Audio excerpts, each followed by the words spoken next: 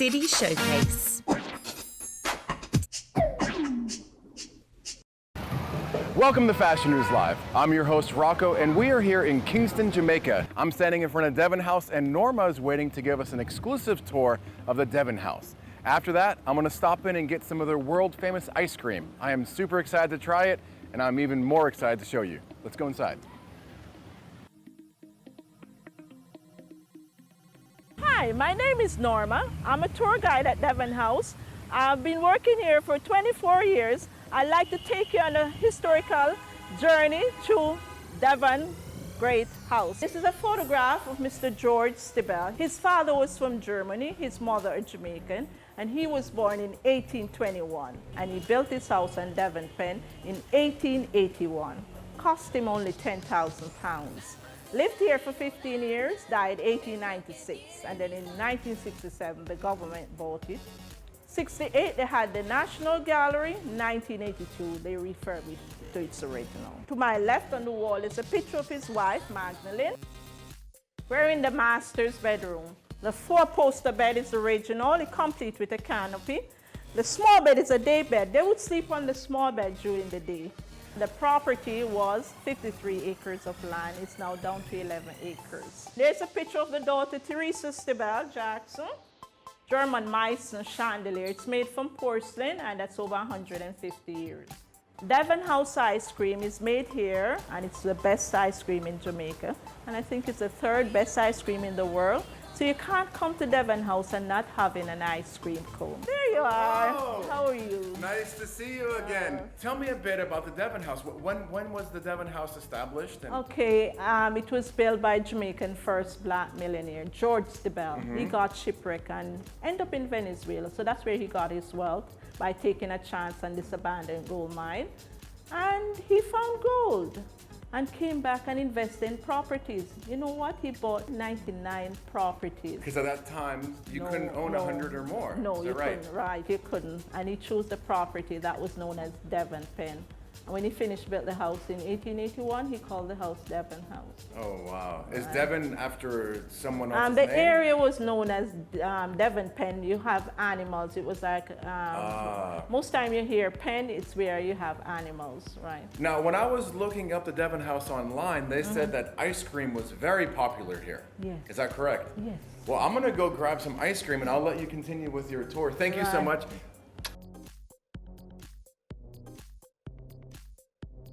You can't come to the Devon House in Kingston, Jamaica and not have some ice cream. So I'm gonna be right back. I'm gonna get some ice cream. I'm super excited to get it. Hello, Miss Williams. Hey, Rocco. How are you? Thank you, my favorite. Let's try this.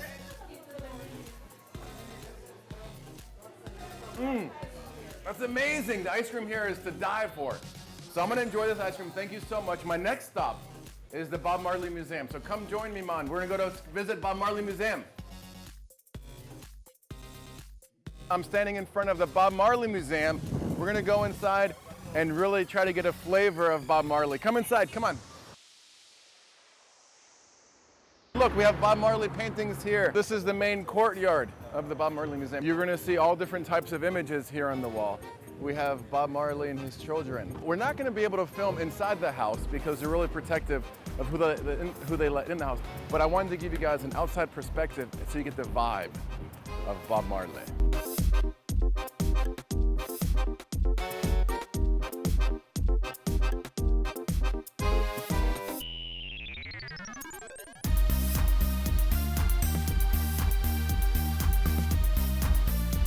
I'm here with Aleti at the Bob Marley Museum in Kingston, Jamaica. Welcome to the Bob Marley Museum, and this is the house that Bob Marley was living before he passed on. Bob Marley was born in 9 Mile, St. Anne. Bob Marley moved to Kingston in his teenage years. He was living in Trenchtown, and that's where his musical career started. Wow, how far away is Trenchtown? Trenchtown is like 25 minutes away from the museum here. Wow, so how long did he live in this home?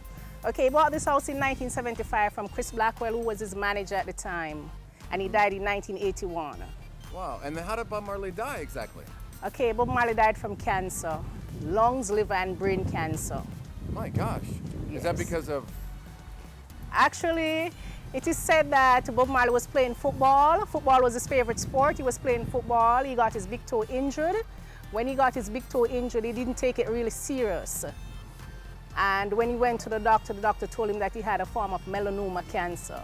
Oh, wow. All right, and when he went to the doctor had advised him to cut the toe off, but Bob Marley didn't believe in cutting off any part of his body because of his religious way of life. And he did not cut the toe off, and the cancer spread in his entire body. And Bob Marley died at the age of 36. That's young. Yes, pretty young.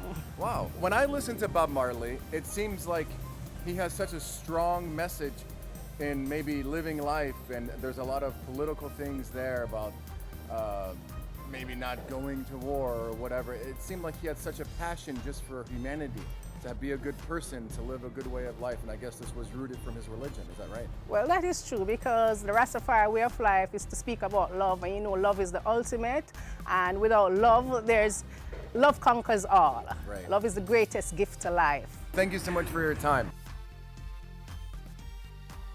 We're here in Bog Walk on our way to Ochos Rivos to go to Dolphin Cove and look at some really beautiful things that Jamaica has to offer.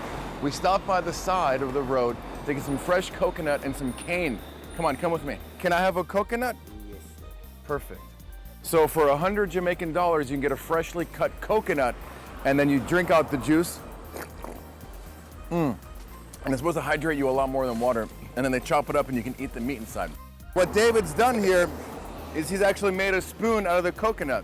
So you can open the coconut, and then with this organic, all-natural spoon, you can actually scoop out the coconut. Really good, fresh, cold. So we're onward and out. I'll see you guys in a bit. There's 2 miles of ferns. There's about 500 species here. And if you look up, you'll see that they're kind of casting over the road, and it's quite a beautiful spectacle. Where are we now? Fern Gully. Fern Gully, the rainy forest. We call it the rainy forest. The rainy it's a tropical forest. climate, yeah. And you're Jack in the Fern. Jack in the bush. Jack in the bush. Jack in the bush. Jack in the bush. That's Yeah, great. so And you're just 3.5 miles away from Ocho Rise from here now. It's Fern so Gully. how did you make this? It's bamboo. It's made string? from bamboo, a lot of wire and string and silverjack, the ferns, and the flowers. That's excellent. Yeah, it takes me a lot of time, but I do it for my living. So I do it for, when I'm tired, I just rest it down and let it stay for another while, then I fix it again. This is excellent. Because Very this is the beautiful. thing. This is the thing where you can never just continue to fix. It will spoil, okay? Right. Although I know it, but it will still spoil. You can never do it in haste.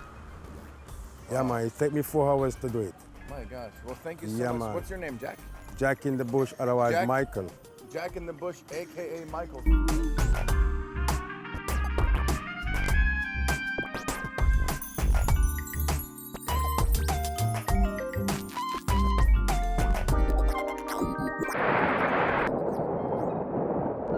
Wow, we're at Dunn's River Waterfall and Park, and it's absolutely amazing here.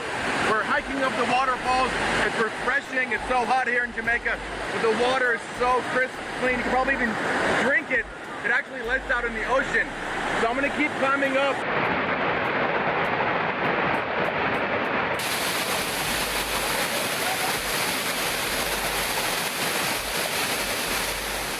So we're here at Two Sisters Caves in Hillshire, right next to the beach. Welcome officially to Two Sisters Caves. In order to go in the caves, we need to have this hair net, and an at.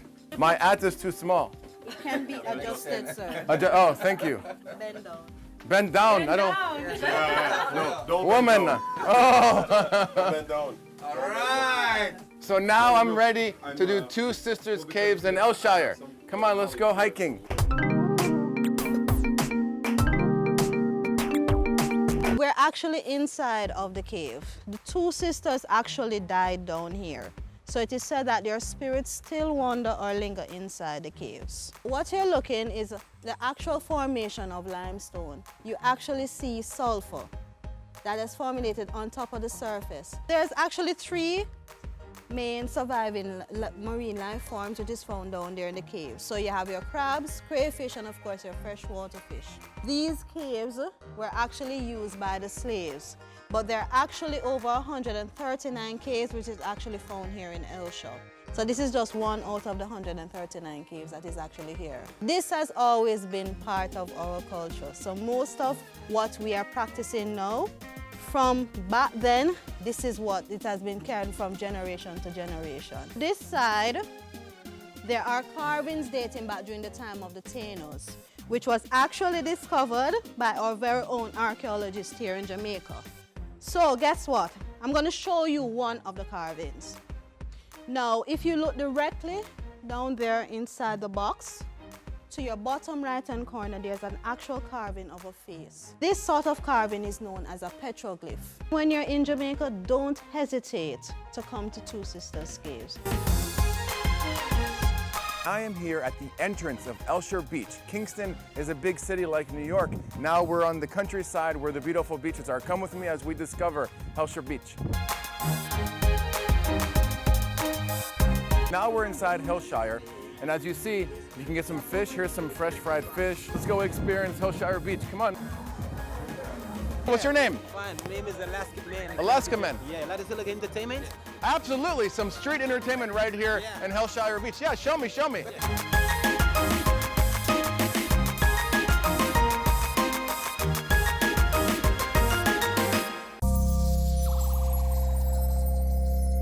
We're in the coastline of Hillshire Beach, and as you see, it's very festive. A bit windy. My hair's a little bit cray-cray, but that's okay. We are here in Jamaica in Hillshire Beach. All these people are having an amazing time. These are all huts, as I say in Jamaica, which means huts. They dropped the H, so it's huts where you can buy food, drink, relax, hang out. The water is absolutely stunningly gorgeous. I heard that there's a guy that finds lobsters out here and cooks them, steams them fresh right in front of you so you can eat them. So I'm gonna take a swim, hang out here for a bit, listen to good music, maybe grab myself a drink or two, a cup of water, maybe some iced tea to refresh, and then go get myself a meal. So I'm sitting here and I'm really excited about eating this fish. They're gonna cook up right now. And hey man, how are you? I have some nice lobster. You get it grilled or deep fried. Let me see. Does come from the sea, fresh and live. Wow, this is a couple pounds. Yeah, man. So this is a lobster that just came from the ocean right now. Yeah, fresh. So how you gonna cook it? You get it grilled or deep fried with the garlic and butter sauce. Oh my gosh, look at this lobster. Look how big it is. It's probably 2 or 3 pounds. I would love to have a couple of these. All right, I just set it up for Okay, you. thank you so much, man.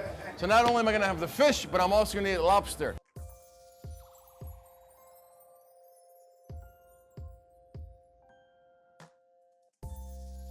So I'm really excited. The lobster's coming, the fish is coming. I'm at Harold's and Donna, one stop right here in Hillshire Beach in Jamaica. Wow. Wow. Garlic and butter sauce. Oh my gosh, that smells good. And look at the fish.